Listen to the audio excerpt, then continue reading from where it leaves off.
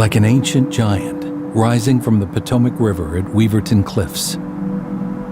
The northernmost peak of the Blue Ridge Range cuts across the state, its forested slopes steeped in mystery and magic.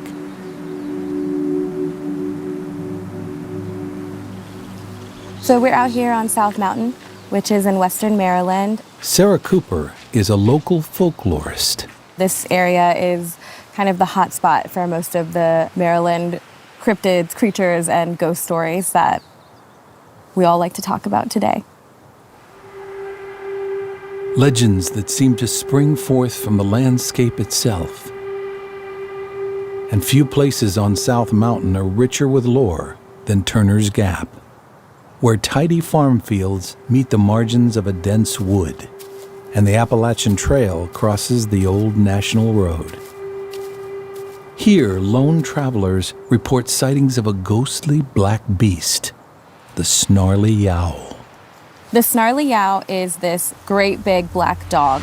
People reported seeing it along this road, kind of right at sundown or at night.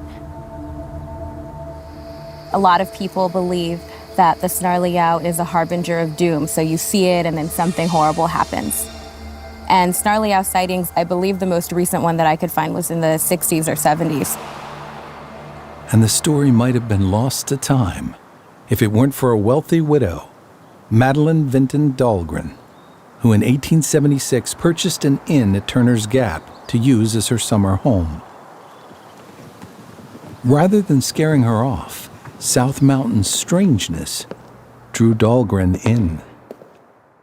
We are inside of Dahlgren Chapel, and this is the chapel that Madeline Vinton Dahlgren actually had built.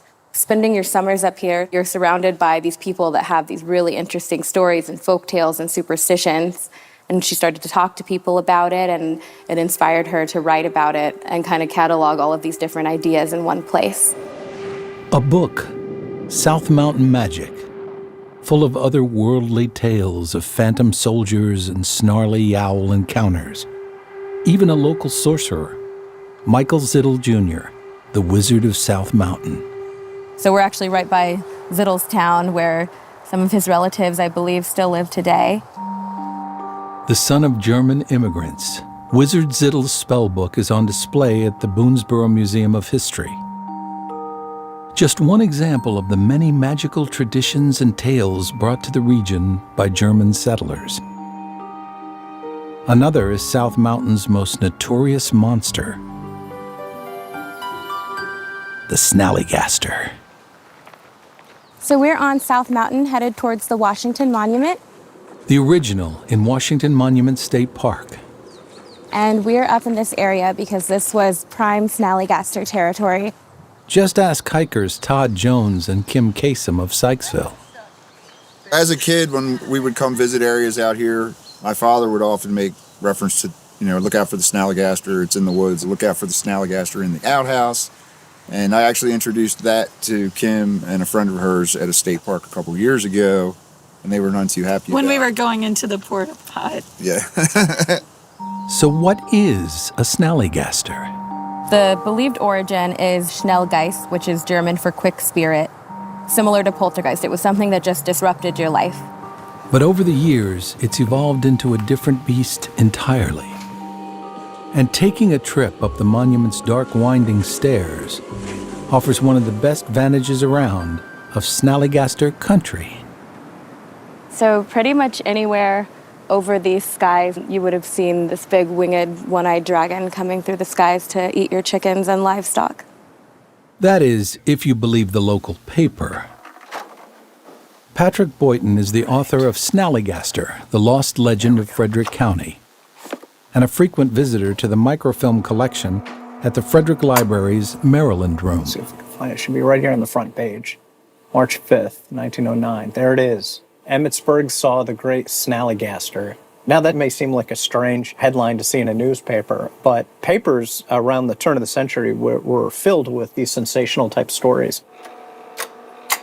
In the first couple stories, it's merely described as having a long beak, large wings, a single eye in the center of its forehead. And a screech like a locomotive.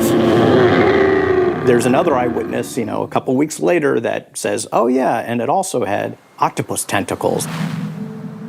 But according to Patrick, these outlandish articles can also be read as a veiled critique of voter suppression. When there's articles about the suppression of the African American vote, which was a big issue in 1909, and then there are the stories about the Snallygaster going after African American voters, I believe they were using the Snallygaster story as a metaphor, as a stand-in for the suppression of the African American vote.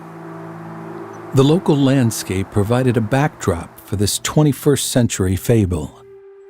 Origin of the great Snallygaster, its abode is in the bowels of the earth. There are no known caves on South Mountain proper, but Wolf Rock on neighboring Catoctin offers a glimpse at what such a cave might look like. Rebecca Adams is a geologist with the Maryland Geological Survey. The rocks that make up the crest of Catoctin Mountain and South Mountain are the same geologic layers. Called the Weaverton Formation.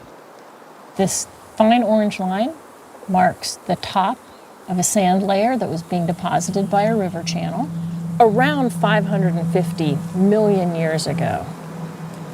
Over time, with a lot of heat and pressure, turned into what we call quartzite. Quartzite doesn't dissolve, meaning it can't form the classic solutional cave with its dripping stalactites. But this durable stone has its own way of creating subterranean crevices. We're standing in a fissure cave.